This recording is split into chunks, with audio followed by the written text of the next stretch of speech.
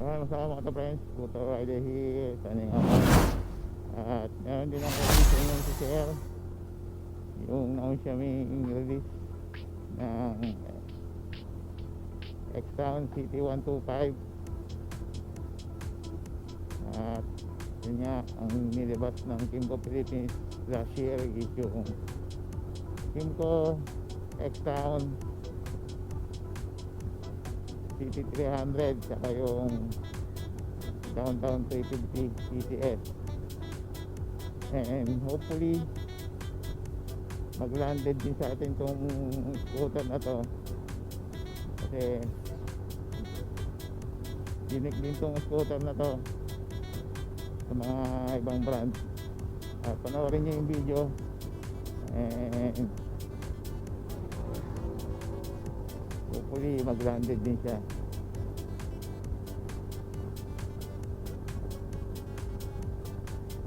Teka mo na kayo mga kamotovlog.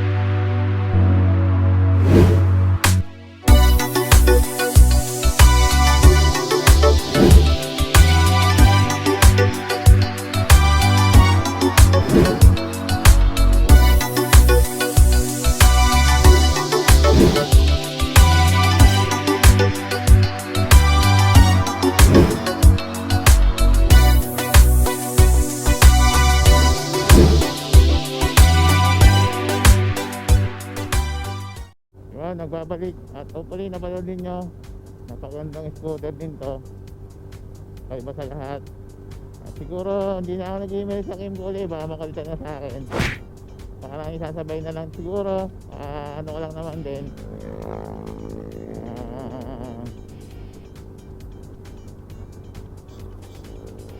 parang ano ko na rin na baka isabay siya sa release ng Kymco CRB 180cc. At kung nakabot kayo sa video na ito mga kamoto friends, yun, Super 8 bagong kulay. Maraming salamat, thank you very much sa inyo. Stay safe, stay home, stay healthy and stay clean, and stay always na maging okay na tayo lahat. At don't forget to subscribe, like, share, and comment.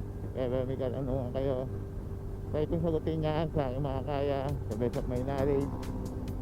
And don't forget to click the bell notification icon para updated kayo sa mga future video upload ko katulad nito. At community post, shout out, and soon giveaway. Magbaon ng mahabang pasensya or good vibes and chill lang tayo mga moto friends. At magbaon ng mahabang pasensya, malaman pang unawa pang araw-araw na biyahe ng ating buhay. Mula dito kagabi kaya ride and drive responsibly. This scooter rider here signing off, and peace out, and see you on my next video upload.